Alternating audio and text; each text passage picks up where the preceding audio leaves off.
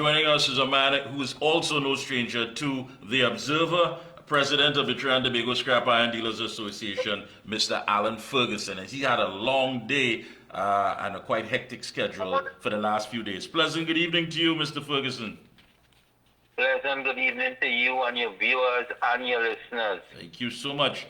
Just to let the good folks know that a team from Trinidad and Tobago Scrap Iron Dealers Association, led by President Mr. Allan Ferguson, visited St. Vincent and the Grenadines on Monday, July 22nd, and he returned today, of course, following an invitation letter from Prime Minister, the Honorable Dr. Ralph Gonsalves. I think we have some, Master Control, we have some pictures of Mr. Ferguson out there in St. Vincent. There he is with the Honorable Dr. Ralph Gonsalves. There he is, of course, I believe on the port, and he had quite a hectic schedule. Mr. Ferguson, please tell the viewers what was this all about and what, of course, we can expect this big move in your industry.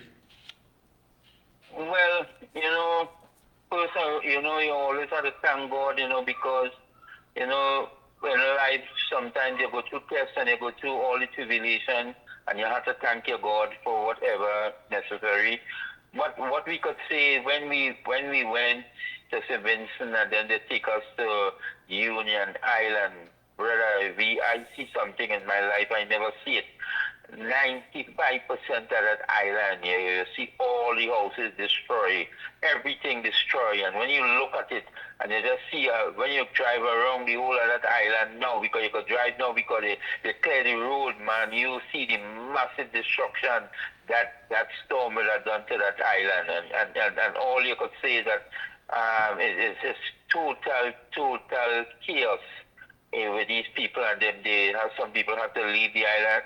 There's some people they working to try to get rid of all this stuff because people. Somebody was giving me a story about a man that if you see that big house that man built, and he really living in Canada, and he ain't moving the house yet. And the hurricane passed, and I will see that big house and come and move away all that roof and might destroy walls and everything. And this will be up on the mountain. So you could understand the kind of pain certain people going through. But, we decided that we went on the Union Island with the Minister of Works and Transportation, also the Minister of Housing. And we went to some officials up on that Union Island, and we tour and we see everything. That will be Tuesday, yesterday. Then we had discussion, and then I will meet with the Prime Minister this morning, and we decided how we could go forward, how we could move forward for us rendering our assistance to them. And we agreed that we will work with them to remove all that material, that is steel material, from that island, and move it, and we probably might bring it to Trinidad to put it in a condition where it could go in containers and move out to go for export. So it is going to be a challenge because we are also carry workers up there. We don't have a badge up there already. It don't start pulling since yesterday. We have a big badge up there pulling, so the action start already. So we want to thank the Prime Minister because he will also call me and ask me to come up immediately for them assistance, and I had no other choice but speeding up today with my team. Yeah, and Mr. Ferguson, I think what's important here is that you have your industry was hit hard by the closure some time back. And of course, you always told people, listen, this thing is about so many families depending on this industry. And what we're seeing here is something totally different. In the minds of people, it was always about scrap iron, old battery buying. But this is beyond that. This is beyond that. I mean, you are a businessman, and let's put things in the right perspective here. You're a businessman. You have heads of regional states calling you, say, listen, we need your help. This is an island that was hit by Hurricane Beryl on July 1st, of course. We know the damage it created in other parts of the region. And the one man they believe that they can call on to do business with, to assist them, is you who head the Trinidad and Tobago Scrap Iron Dealers Association. Is it challenging when you try to explain to people, listen, this is not about just old stuff at the side of the road. This is an industry that has the potential to go beyond that what many people may look at it for what it is?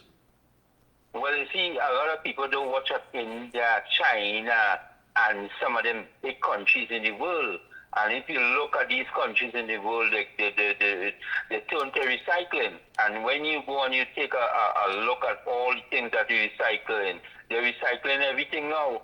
And it saves them a lot of money, because when you're supposed to be spending money to what we doing here, we burying a lot of things. Now they're recycling it and sending it out and giving you get a dollar plate, and it's US, because in Trinidad and Tobago we not recycling nothing here, and everything we will recycle will go out of Trinidad and Tobago, and it will bring something to benefit our country. So I look at it at that, and I look at a long term business. I look at the whole Caribbean, and this is something I keep telling them for years. Not just let me look at Trinidad and Tobago, because when we look and we watch and we see that most of the Caribbean islands come to Trinidad to bring all the material, I say, see me, I will try to work on something, and I went and I go to all the Caribbean islands. When before I could get to go to St. Vincent, I received a call from the American embassy asking me to help the Barbados and Grenada and St. Vincent, and these islands, I received a call from them. So it's not that you see people looking at our organization as an organization to do a lot for the Caribbean, not only Trinidad, and that is why I was trying to explain to all the people in authority, let us take this industry and bring out employment for a lot of young people, because when you do that, when you do something like that, what you do for unskilled people, you open up a way for unskilled people to not to be on the block, liming and idling, because we employ a lot of people who have no skills, and we bring them and learn them a lot of things. Yeah, and it's opportunity. And one of the things I always tell you, I mean, and you would say it time and time again, listen, Mr. Ferguson is not one which one would say he's academically inclined with this degree and letters behind his name. But the most important thing that I always tell people about you, that you have proven that it's not just about aptitude, but it's about the right attitude. And you have never given up. You have always come at your ideas. You've always been innovative. And I think this is a prime example that young people who feel that they don't have this, these skills that they're looking for. No, once you put out your best and you put your commitment and you put your dedication in it, there's no telling how far you can reach. And I tip my hat off to you, my friend. Yeah, because you see, sometimes it has certain things that a person might try in life, and it won't work for them, but they need to keep on trying. And don't believe that because you try once and you try twice and you fail, you want to go into a life of crime. No, you keep trying, and that is why I keep on telling people, because I always say, I grew up when I was 12 years, my mother died, and my father died a year after. And up to now, the police didn't hold me for robbing or keeping or stealing, I was never involved in that. And I sleep in Savannah, I sleep all over the place, because sometimes I had no home to sleep. And when you look at that, I travel all over the world. I meet all type of people. I went to all different countries, and I didn't go by stealing or buying things. So the thing about it is that when people look at life, you could look at people who had success without big education too. I didn't go to know. I finished school in Form 3, but I know I would have a hard task for me, because I don't pack up with no degree and all this other thing. But what I did, I pray a lot to God, and I ask God to guide me and give me that guidance that I was able to be successful in what I do. So that is what people have to understand too. You cannot want to be unfair. You can't want to lie. You can't want to cheat. You have to be fair and help people, and it will come, and it will come. It will come, because look at what we facing today in Trinidad and Tobago. Look what we're facing. This is a serious time, and we need to change how we do things, and don't believe is that if we don't have a degree by our name, we is nothing. And that is why some people have people feeling so, and that's why the people in the ghetto do understand that, because people will make them feel, because they don't have a degree by their name, they will have to stay poor and stay how they is, and stay in a kind of grouchy kind of corner. You need to come out from that corner and put yourself as and be positive. Go with your goal. Go with your feeling. Go with your think.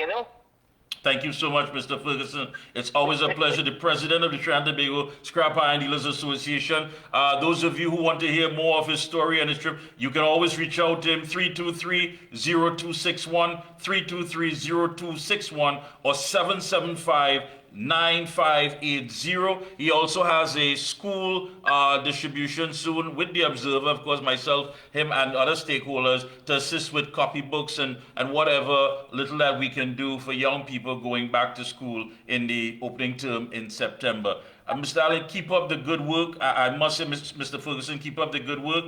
And so you're all set to begin doing what you have to do in St. Vincent. Yeah, as I say, they start bringing the material to the back, so as soon as possible it will be coming to Trinidad to be exported. All right. Thank you so much again. Keep up the good work. Best of luck to you, and all the blessings to you and your family and your entire team. Keep doing what you're doing. Wonderful. And we as Trinbagonians, we are proud seeing someone coming from nowhere and creating an empire. Keep up the good work, my friend.